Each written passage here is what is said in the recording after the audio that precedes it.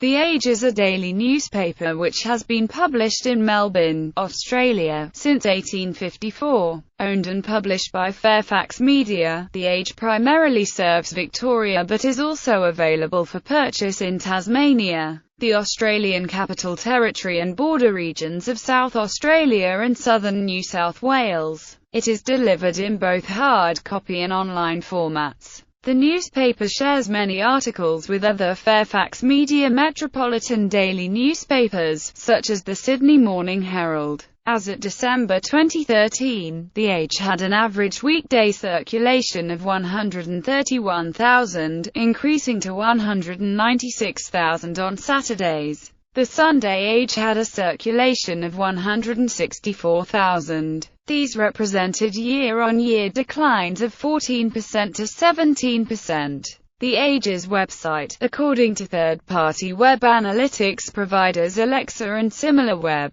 is the 44th and 58th ND most visited website in Australia respectively, as of July 2015. SimilarWeb rates the site as the 7th most visited news website in Australia, attracting more than 7 million visitors per month. The Management Board announced on 18 June 2012 that during the following 3 years, 1,900 positions were expected to be terminated from Fairfax Media, including many from The Age, that the broadsheet format would be changed to a compact format and that the online version would no longer have free access after the introduction of a paywall to protect content with an expectation of increased revenue. The newspaper went compact in March 2013, with the Saturday and Sunday editions retaining the broadsheet format. On 22-23 February 2014, the final weekend edition were produced in broadsheet format with these two converted to compact format on 1/2 March 2014. History. The Age was founded by 3 Melbourne businessmen, the brothers John and Henry Cook, who had arrived from New Zealand in the 1840s, and Walter Powell. The first edition appeared on 17 October 1854. Syme family. The venture was not initially a success, and in June 1856 the Cooks sold the paper to Ebenezer Syme, a Scottish-born businessman, and James McEwen, an ironmonger and founder of McEwen's & Co., for £2,000 at auction. The first edition under the new owners was on 17 June 1856. From its foundation the paper was self-consciously liberal in its politics, aiming at a wide extension of the rights of free citizenship and a full development of representative institutions, and supporting the removal of all restrictions upon freedom of commerce, freedom of religion and, to the utmost extent that is compatible with public morality, upon freedom of personal action. Ebenezer Syme was elected to the Victorian Legislative Assembly shortly after buying The Age, and his brother David Syme soon came to dominate the paper, editorially and managerially. When Ebenezer died in 1860, David became editor-in-chief, a position he retained until his death in 1908. Although a succession of editors did the day-to-day editorial work. In 1891, Syme bought out Ebenezer's heirs and McEwen's and became sole proprietor. He built up The Age into Victoria's leading newspaper. In circulation, it soon overtook its rivals the Herald and the Argus, and by 1890 it was selling 100,000 copies a day, making it one of the world's most successful newspapers. Under Sym's control The Age exercised enormous political power in Victoria. It supported Liberal politicians such as Graham Berry, George Higginbotham and George Turner, and other leading Liberals such as Alfred Deakin and Charles Pearson furthered their careers as The Age journalists. Syme was originally a free trader, but converted to protectionism through his belief that Victoria needed to develop its manufacturing industries behind tariff barriers. In the 1890s, The Age was a leading supporter of Australian Federation and of the White Australia policy. After Sim's death, the paper remained in the hands of his three sons, with his eldest son Herbert Syme becoming general manager until his death in 1939. Sim's will prevented the sale of any equity in the paper during his sons' lifetimes, an arrangement designed to protect family control but which had the effect of starving the paper of investment capital for 40 years. Under the management of Sir Geoffrey Syme, and his chosen editors Gottlieb Schuler and Harold Campbell, the Age failed to modernize, and gradually lost market share to the Argus and to the tabloid The Sun News Pictorial, although its classified advertisement sections kept the paper profitable. By the 1940s, the paper's circulation was smaller than it had been in 1900, and its political influence also declined. Although it remained more liberal than the extremely conservative Argus, it lost much of its distinct political identity. The historian Sybil Nolan writes, "Accounts of the Age in these years generally suggest that the paper was second-rate, outdated in both its outlook and appearance." Walker described a newspaper which had fallen asleep in the embrace of the Liberal Party, querulous, doddery, and turgid as some of the epithets applied by other journalists. It is inevitably criticized not only for its increasing conservatism, but for its failure to keep pace with innovations in layout and editorial techniques so dramatically demonstrated in papers like The Sun, News Pictorial and The Herald. In 1942, David Sim's last surviving son, Oswald Syme, took over the paper. He modernized the paper's appearance and standards of news coverage. In 1948, convinced the paper needed outside capital, he persuaded the courts to overturn his father's will and floated David Syme & Co. as a public company, selling £400,000 worth of shares, enabling a badly needed technical modernization of the newspaper's production. A takeover attempt by the Warwick Fairfax family, publishers of the Sydney Morning Herald, was beaten off. This new lease on life allowed the Age to recover commercially, and in 1957 it received a great boost when the Argus ceased publication. 1960-present Oswald Syme retired in 1964, and his grandson Ranald MacDonald became chairman of the company.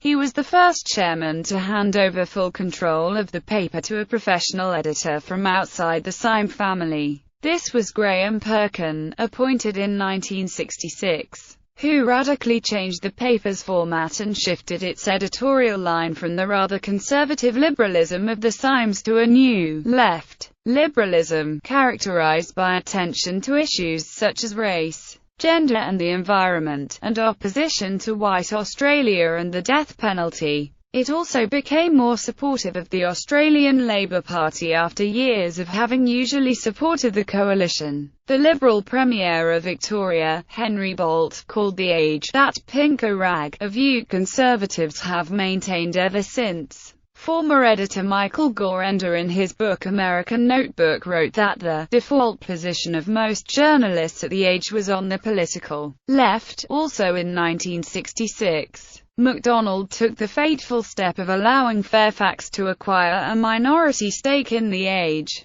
although an agreement was signed guaranteeing the paper's editorial independence. Fairfax bought controlling interest in 1972. Perkins' editorship coincided with Gough Whitlam's reforms of the Labour Party, and the Age became a key supporter of the Whitlam government, which came to power in 1972. Contrary to subsequent mythology, however, the Age was not an uncritical supporter of Whitlam, and played a leading role in exposing the Loans affair, one of the scandals which contributed to the demise of the Whitlam government. It was one of many papers to call for Whitlam's resignation on 15 October 1975. Its editorial that day, "Go now, go decently," began, "We will say it straight, and clear, and at once. The Whitlam government has run its course." It would be Perkins' last editorial. He died the next day. After Perkins' death, the Age returned to a more moderate liberal position. While it criticized Whitlam's dismissal later that year, it supported Malcolm Fraser's Liberal government in its early years. However, after 1980 it became increasingly critical and was a leading supporter of Bob Hawke's reforming government after 1983. But from the 1970s, the political influence of The Age, as with other broadsheet newspapers, derived less from what it said in its editorial columns than from the opinions expressed by journalists, cartoonists, feature writers and guest columnists. The Age has always kept a stable of leading editorial cartoonists, notably Les Tanner, Bruce Petty, Ron Tandberg and Michael Leunig. In 1983, Fairfax bought out the remaining shares in David Simon Co., which became a subsidiary of John Fairfax & Co. MacDonald was denounced as a traitor by the remaining members of the Syme family, but he argued that The Age was a natural partner for Fairfax's flagship property, the Sydney Morning Herald. He believed the greater resources of the Fairfax Group would enable The Age to remain competitive. By the 1980s a new competitor had appeared in Rupert Murdoch's national daily The Australian. In 1999 David Syme & Co. became The Age Company Limited, finally ending the Syme connection. The Age was published from offices in Collins Street until 1969, when it moved to 250 Spencer Street. In 2003, The Age opened a new printing centre at Tullamarine. The headquarters moved again in 2009 to Collins Street opposite Southern Cross Station. As of 2012, update, 3 editions of The Age are printed nightly. The NAA edition, for interstate and country Victorian readers, the Mayor edition, for metropolitan areas and a final late metropolitan edition. The TAR, like its Fairfax stablemate the Sydney Morning Herald. The Age announced in early 2007 that it would be moving from a broadsheet format to the smaller Berliner size, in the footsteps of The Guardian and the Courier Mail. Headquarters. The Age headquarters, named Media House, is shared with other Fairfax business units including 3AW Radio, Magic 1278 Radio, the Australian Financial Review Group, and Fairfax Community Network. Media House was designed by Bates Smart and built by Grocon for $110 million. The building was formally opened in October 2009. Masthead. The Age masthead has received a number of updates since 1854. The most recent update to the design was made in 2002.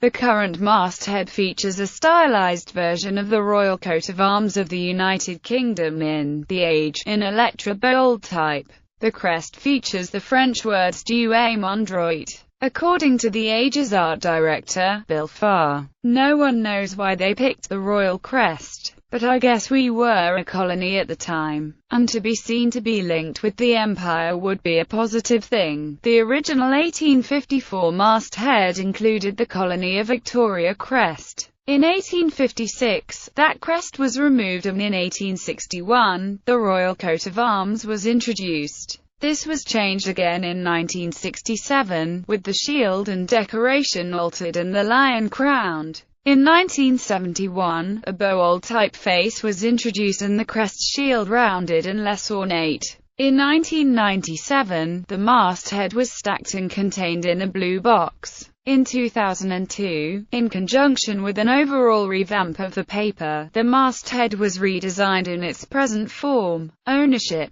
In 1972, John Fairfax Holdings bought a majority of David Syme shares, and in 1983 bought out all the remaining shares. A recent development for the company has seen the purchase of shares by Western Australian mining company Hancock Prospecting, which presently controls just below 15% of the shares of The Age parent company Fairfax Media Printing. The Age was published from its office in Collins Street until 1969, when the newspaper moved to 250 Spencer Street. In July 2003, the $220 million 5-story Age print centre was opened at Tullamarine. The centre produces a wide range of publications for both Fairfax and commercial clients. Among its stable of daily print publications are The Age, the Australian Financial Review and the Bendigo Advertiser. The Age Print Centre uses Norsk Skog paper and is a member of the publisher's National Environment Bureau.